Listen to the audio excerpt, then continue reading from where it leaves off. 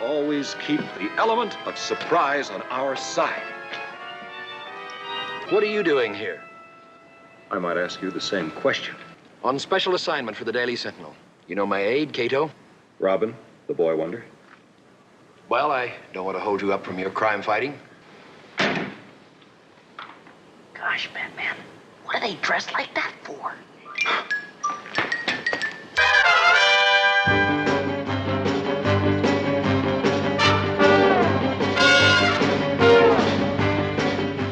Batman was a television experience unlike any other.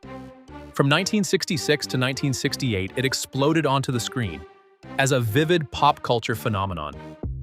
Instead of portraying DC Comics' grim, dark knight in a serious light, the show transformed him into the centerpiece of a colorful, campy comedy.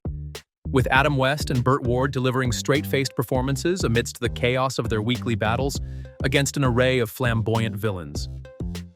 Here are 10 weird facts you might not know. I say might because maybe you know them all. Anyway, I hope you enjoy the video. Be sure to stay to the end for a bonus fact.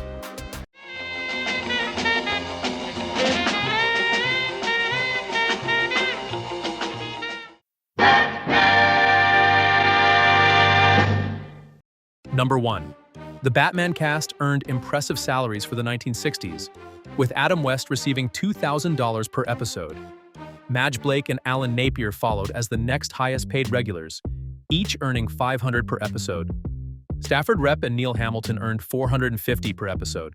Despite Robin's significant role, Burt Ward was paid only $350 per episode due to his status as a relatively unknown actor, with a limited resume compared to his co-stars. Holy nightmare!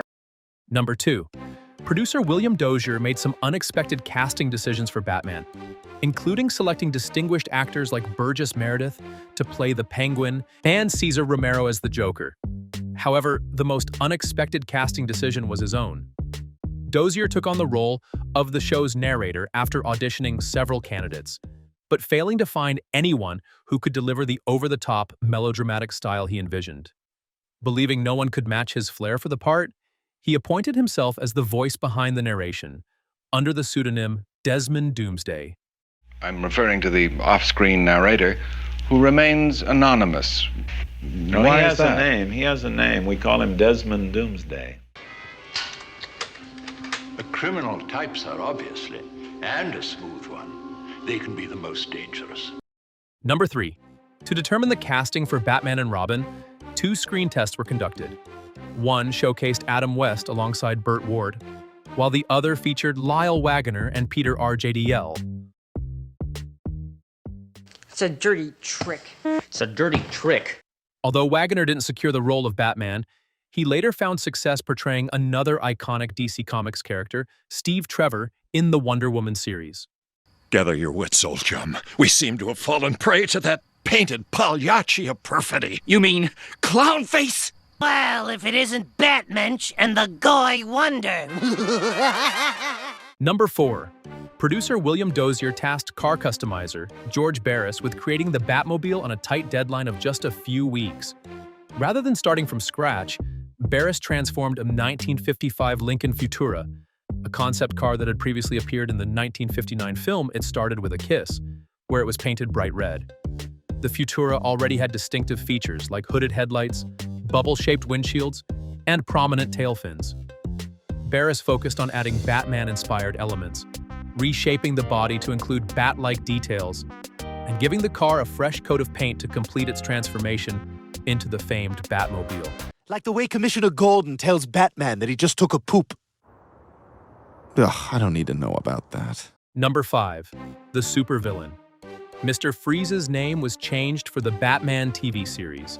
Initially introduced as Mr. Zero in Batman No. 121's story, The Ice Crimes of Mr. Zero, the character was a scientist-turned-criminal who invented an ice gun. During his experiments, he accidentally doused himself with a freezing chemical, rendering him unable to tolerate warmth. To survive, he donned an air-conditioned suit and embarked on a crime spree in Gotham. It was the show's creators who rebranded Mr. Zero as Mr. Freeze, giving the character the memorable moniker he's known by today. I am sorry, Batman. I wanted to toy with you a little longer. But das ist the way the ice cube crumbles. Holy subscribers, Batman. If you're enjoying this video and wouldn't mind supporting the channel, please hit the like button. Thanks so much. Now back to the countdown. Number 6. Many viewers of the show often speculated whether Gotham City was modeled after a real city or was purely fictional. Some believed it resembled Chicago, while others thought it mirrored New York. In reality, the producers drew inspiration from St. Louis, using its map as a basis. The giant lighted lucite map of Gotham City and the Batcave, which helped Batman and Robin navigate, was actually a reversed image of St. Louis. Ah, the dynamic duo. Number 7. Burt Ward, whose real name is Burt Jervis, landed his debut acting role after impressing producers in an audition, showcasing his skills in judo and tumbling. Throughout his time on Batman, Ward often recounted several near-death experiences on set. During his first scene in the Batmobile with the stuntman doubling for West, Ward narrowly avoided being thrown from the vehicle when the passenger door unexpectedly swung open. In another incident, an explosion sent a 2x4 hurtling into his face, adding to the list of his on-set dangers. Do any of you know billionaire Bruce Wayne? No, none of us do. And he wouldn't want to lend us money anyway, I hear. Number 8. It turns out that Burt Ward led quite the adventurous life when he joined the show at just 19 years old. Both Burt Ward and Adam West were single at the time and had many female fans admiring them. They both took advantage of their popularity, as Burt described in his autobiography.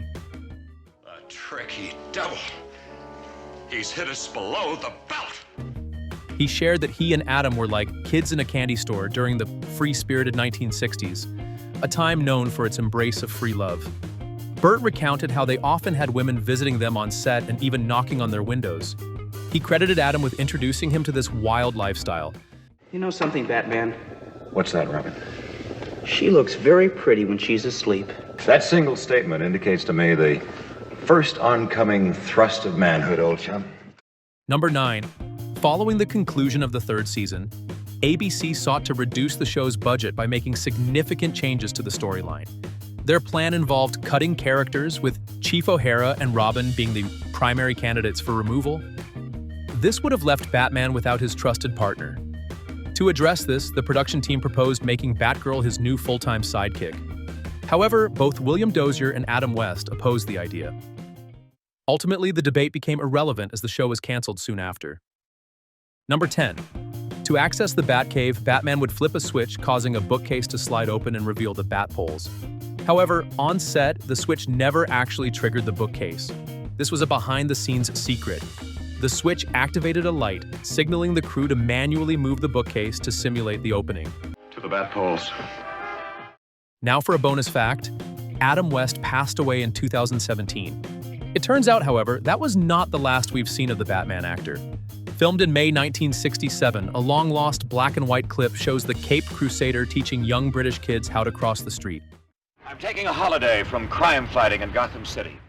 Adam West donned his cape and flew to London for the short film, which was never screened outside of Britain. "I'm taking a holiday from crime fighting," Batman says from the banks of the River Thames with Big Ben over his shoulder. "No rest from danger, though, because all around us is that deadly daily danger, traffic." To see even more cool videos, tune in again next time.